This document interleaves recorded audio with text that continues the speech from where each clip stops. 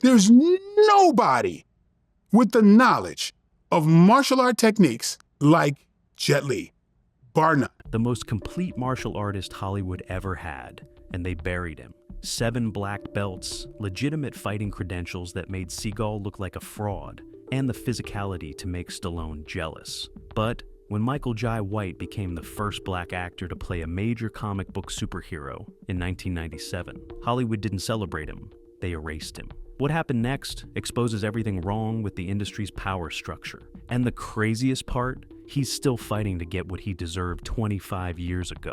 The making of a weapon. Picture this. November 10th, 1967. A boy is born in Brooklyn, New York, into a world that doesn't want him to succeed. His father walks out. His mother works herself to exhaustion.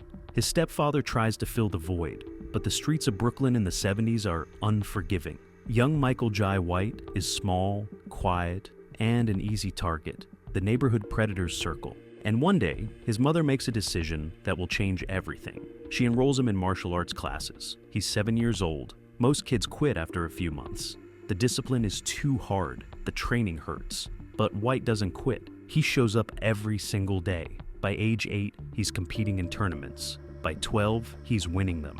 By 20, he holds multiple black belts in styles that most people can't even pronounce. Shotokan Karate, Taekwondo, Kobudo, Goju Ryu, Kyokushin, Tang Soo Do.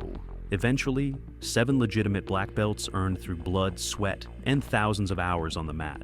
Not celebrity belts handed out for publicity, real credentials that actual martial artists respect. But here's what separated White from every other tournament fighter chasing Hollywood dreams. He understood that martial arts alone wouldn't open doors in the film industry. So, while he trained his body to be a weapon, he trained his mind to be an artist. He studied acting with the same obsessive dedication he brought to martial arts. Theater classes, method acting, voice training.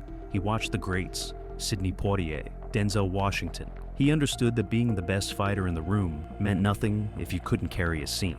By his early 20s, White stood 6 feet 1 inch tall, with a physique that looked carved from stone, and a skill set that rivaled anyone working in action cinema. He could act, he could fight, he had the look, the presence, the dedication, everything Hollywood claimed it wanted. And that's exactly why they didn't know what to do with him. The problem? Michael Jai White was too real. He couldn't fake a punch for the camera because his muscle memory wouldn't allow it. He couldn't slow down his kicks enough to make them safe for actors who'd never trained. He knew more about fight choreography than most stunt coordinators. And in an industry built on selling illusions, authenticity becomes a threat, breaking through the wrong door. White started landing roles in the early 90s, small parts on television.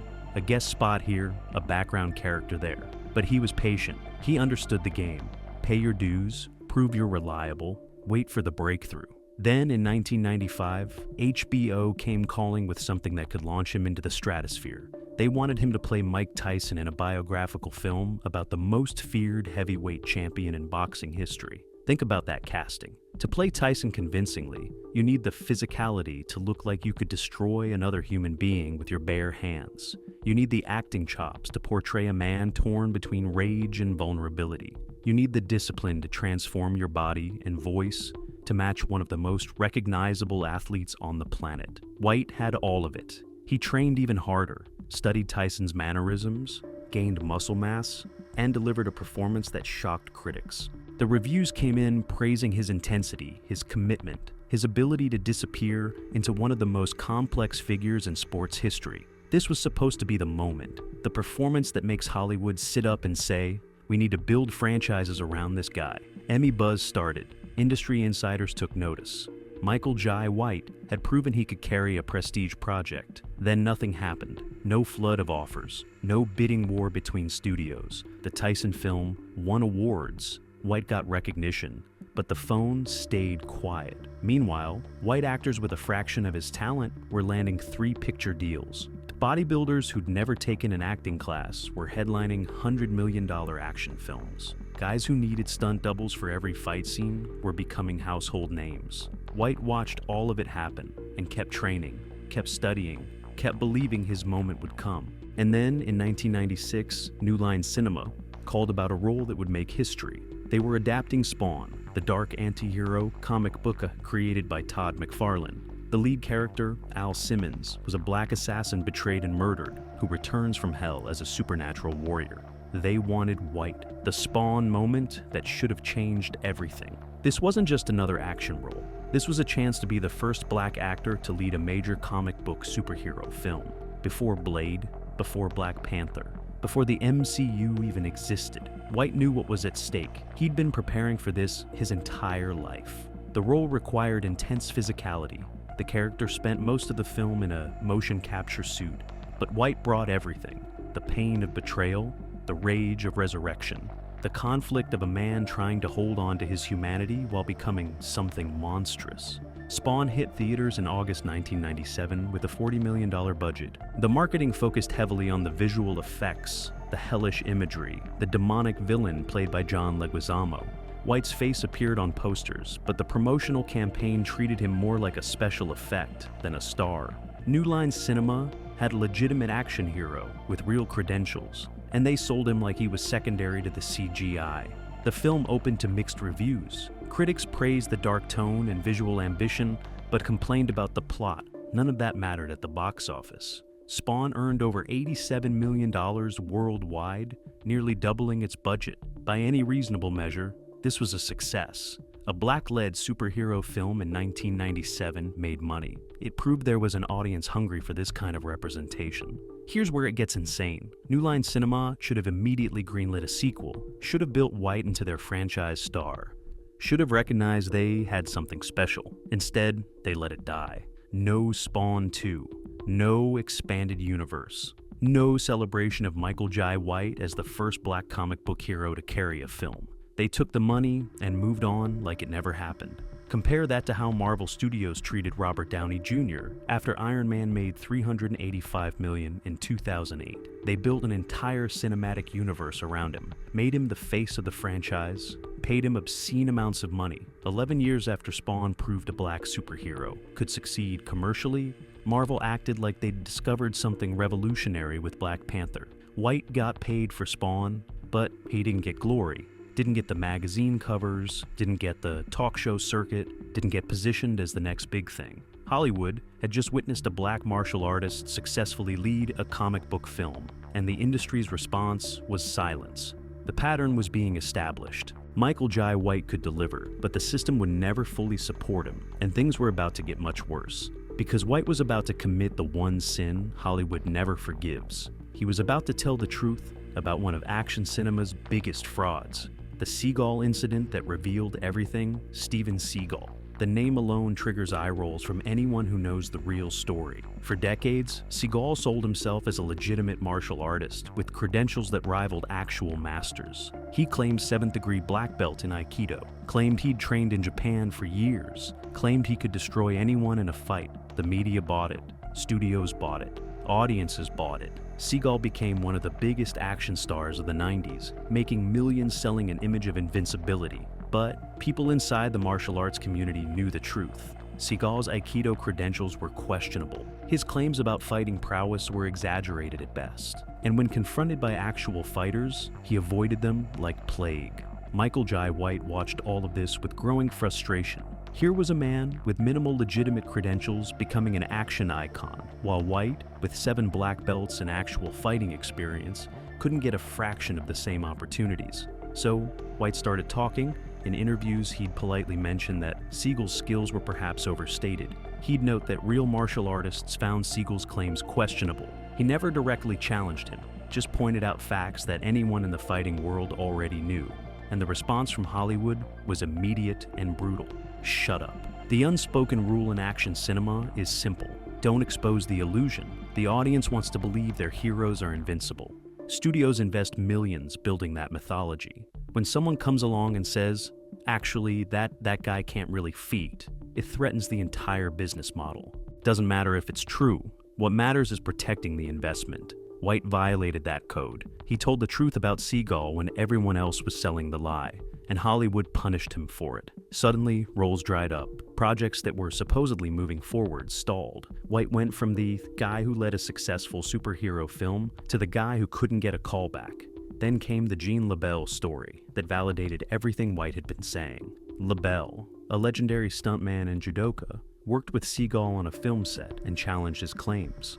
According to multiple witnesses, when LaBelle applied a chokehold, Seagal allegedly lost control of his bowels. The toughest guy in action cinema, the man who claimed he could kill with his bare hands, had been humiliated by an actual martial artist. The story spread through Hollywood like wildfire. Everyone knew. But the industry's response wasn't to call out Seagal. It was to protect him, because Seagal made money. His films, terrible as they were, sold internationally. He had a brand. Michael Jai White had credentials, but Seagal had a career. Hollywood chose mythology over authenticity. White watched doors close. The phone stopped ringing. The industry sent a clear message. You can be the most skilled martial artist in Hollywood. You can have 7 black belts. You can carry a film to box office success. But if you threaten the illusion, we'll bury you. And that's exactly what they did. The systematic burial. After Spawn, Michael Jai White became a direct-to-video star. Let that sink in. The first black comic book superhero.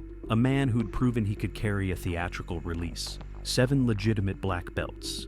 Acting credentials that included playing Mike Tyson. And Hollywood sentenced him to movies that went straight to DVD. Universal Soldier: The Return. In 1999 gave him another theatrical chance opposite Jean-Claude Van Damme. The film bombed, but that wasn't White's fault. The script was terrible. The direction was lazy. Van Damme was past his prime. But White took the blame anyway. One box office failure, and suddenly he's too risky for studios. And so began the direct-to-video years. Undisputed, 2, Last Man, Standing in 2006, Exit Wounds in 2001, Blood and Bone in 2009. These films had a fraction of the budget, minimal marketing, and went straight to home video. But here's the thing. Watch them. White's performances are committed. The fight choreography is legitimate. Blood and Bone, in particular, features some of the most brutal and authentic martial arts sequences ever captured on film. Critics who bothered to watch these direct-to-video releases were stunned. White was delivering theatrical quality performances in films most people would never see. He was too good for the format, but the format was all Hollywood would give him. The industry had made its decision. Michael Jai White would never be a mainstream star. Meanwhile, actors with a fraction of his skill were getting chance after chance. Vin Diesel built the franchise on being bald and muscular. Dwayne Johnson transitioned from wrestling to become Hollywood's biggest earner. Jason Statham, a former diver with basic martial arts training, became an action icon. All of them talented in their own ways, but none of them had 7 black belts. None of them could legitimately fight like White. None of them had proven themselves the way he had. The pattern was impossible to ignore. White action stars with less skill, less range, and less credibility were building empires. A black martial artist with every qualification imaginable was trapped in direct-to-video purgatory. If you believe that's coincidence, you haven't been paying attention. Then, in 2009, White tried something different. If Hollywood wouldn't take him seriously as an action star, maybe they'd accept him as a comedian. Black Dynamite, a parody of 1970s blaxploitation films, cast White as the titular hero. He co-wrote the screenplay, produced the film, and delivered a performance that was simultaneously hilarious and a showcase of his martial arts abilities. Black Dynamite premiered at Sundance. Critics went insane. The film worked as both homage and satire, and White proved he had comedic timing to match his physical skills. Here was an actor showing range that most action stars couldn't touch. He could do drama, he could do action, he could do comedy, he could write, he could produce.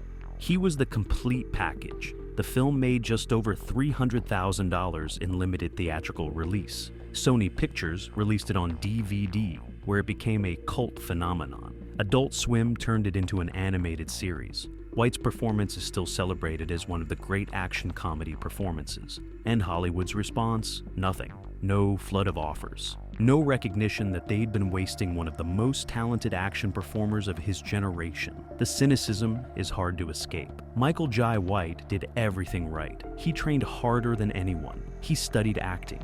He proved himself in prestige drama. He led a successful comic book film. He showed comedic range. He wrote and produced. And at every step, Hollywood found a way to deny him what he'd earned. He asked what should have been. Let's talk about what should have been. Imagine if New Line Cinema had properly supported Spawn, built a trilogy around White, given him the promotional push they gave their White stars. By 2000, White could have been a household name. The Spawn franchise could have competed with X-Men and Spider-Man. When the MCU launched in 2008 with Iron Man, they wouldn't have been pioneering the superhero genre. They'd have been following a path Michael Jai White already walked. His range meant he could have transitioned between genres. Action franchises, dramatic roles, comedies. He had the skills to be as versatile as Will Smith, the action credibility to rival any pure martial artist, and the physical presence to dominate any screen. In a fair system, Michael Jai White would be mentioned in the same breath as Denzel Washington and Dwayne Johnson. Instead, we got the version where he spends 20 years making movies most people never heard of. The alternate timeline we were robbed of haunts anyone who understands what he brought to the table. Every direct-to-video release is a reminder of wasted potential. Every time some lesser talent gets a $100 million budget, it's a reminder of how broken the system is. The truth about Hollywood's action hierarchy. Here's the truth about Hollywood's action hierarchy that nobody wants to admit. The industry doesn't want real. Real is dangerous. Real can't be controlled. When you hire an actual martial artist, someone who's spent decades mastering their craft, you can't bullshit them. You can't tell them to slow down their kicks for safety when they've spent years learning to control their techniques. You can't fake fight choreography around someone who knows what real combat looks like. Studios want action stars they can mold, bodybuilders who look tough but need stunt doubles, actors who will do whatever the director says because they don't know any better. Someone like Michael Jai White threatens that entire system. He knows more than the stunt coordinators. He can do things they can't teach. He calls out fraud when he sees it. That makes him dangerous. Think about how the industry operates. They'll cast a model with 6 months of training over a legitimate fighter with 20 years of credentials. Why? Because the model doesn't question the choreography, doesn't point out when something looks fake, doesn't make the director feel inadequate. The model is grateful just to be there. White walked onto sets knowing he was the most qualified person in the room. And that attitude, justified as it was, made executives uncomfortable. White action stars with minimal credentials get cast because they're blank slates. The studio can build whatever mythology they want around them. Nobody questions whether Keanu Reeves is really a lethal assassin, because everyone knows John Wick is fiction. The distance between actor and character is understood. But when you cast someone with 7 black belts, someone who could actually hurt people if he wanted to, the audience's relationship with the violence changes. It becomes too real, too close to actual danger. Hollywood sells power fantasies, not actual power. There's a reason they prefer actors who learn to fight for movies over fighters who learn to act for movies. Control. An actor playing tough takes direction without ego. A real fighter brings expertise that threatens the hierarchy. White represented everything the system was designed to suppress. Authentic skill in an industry built on beautiful lies. Hollywood prefers manufactured over authentic, always has. The industry is built on selling dreams, not reality. Michael Jai White brought too much reality to an industry that profits from illusion, and he paid the price for it. The saddest part, they knew exactly what they were doing when they buried him. Still fighting at 56. At 56 years old, Michael Jai White is still fighting. Not in the ring, not on theatrical screens, but in the streaming era that's slowly dismantling Hollywood's old gatekeeping structures. He appears in Netflix films, shows up in supporting roles on television, stays active on social media, connecting directly with fans who discovered him through YouTube clips and late-night streaming binges. The younger generation is finding him. They watch Blood and Bone and can't believe this movie went straight to video. They discover his legitimate credentials and wonder why he wasn't massive. The martial arts community has always known his value. Real fighters recognize real. But now, as streaming democratizes content and social media bypasses traditional promotional channels, White's actual talents are reaching audiences who were never supposed to see him. He's still in ridiculous shape. At 56, he moves like men half his age. Still training, still sharp, still capable of doing things that make professional stunt performers nervous. The dedication that defined his 20s never wavered. He could walk onto an action set tomorrow and outperform stars making $20 million per film, but the industry still won't give him his due. He gets supporting roles, character parts, the wise mentor, the tough training instructor, never the lead, never the franchise. At an age where other action stars are doing legacy sequels and victory laps, White is still fighting for crumbs. The injustice of it burns. Recently, he's been open about the frustration. In interviews, he acknowledges the industry never gave him a fair shot, points out the disparities, names the obstacles. He's not bitter, just honest about what happened. And that honesty resonates with everyone who's ever been told they're not quite right for success, despite being more qualified than everyone else in the room. Legacy and the reckoning.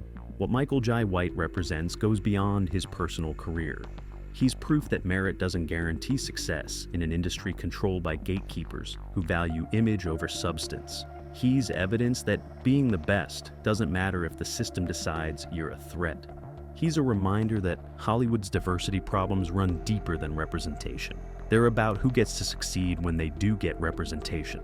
The cost of being too real is a career spent in the shadows while lesser talents bask in spotlights. White paid that cost. He's still paying it.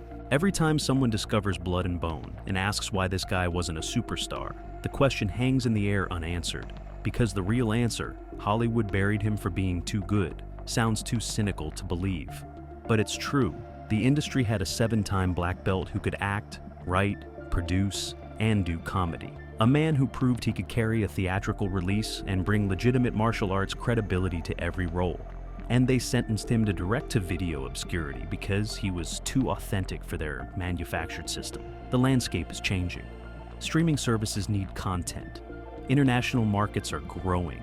The old gatekeepers are losing power. Michael Jai White could still get his redemption arc. Some smart producer could build a franchise around him. Give him the showcase he deserved 25 years ago. Let him prove that authenticity can sell. But there's also the permanent loss of what should have been. The Spawn sequels that never happened. The action trilogy he should have led in his prime. The dramatic roles that could have shown his full range. The mainstream stardom that was his by right. Time stole that. Hollywood stole that. And no late career resurgence can fully restore what was taken. His influence on the next generation might be his real legacy.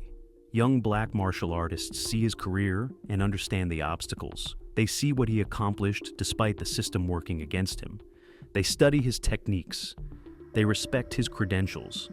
They know the name, even if Hollywood tried to erase it. The statement his career makes about the industry is damning. Hollywood claims it wants diversity, claims it values talent, claims merit determines success. Michael Jai White's career proves those are lies. The industry wants control above all else. And anyone who threatens that control, no matter how talented, gets buried.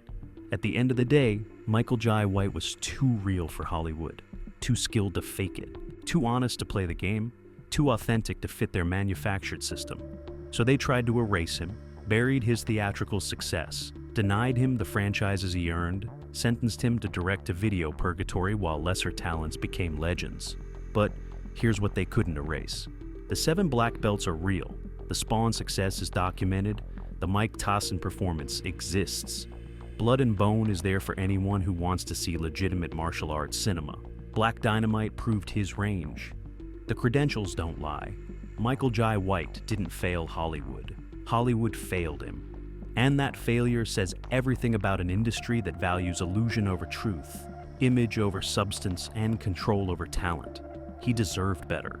He earned better. And the fact that he never got it is one of action cinema's greatest injustices.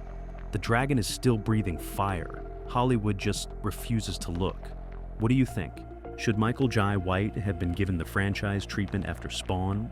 Or did Hollywood make the right call burying him in direct-to-video? Drop your thoughts in the comments below. And if you think White deserves one more shot at mainstream stardom, smash that like button and let the industry know what real fans want to see. Don't forget to subscribe and hit the notification bell so you never miss our deep dives into the action stars Hollywood tried to erase. We've got more untold stories coming your way. Legends who deserved better and the truth behind why their careers went sideways. This is just the beginning.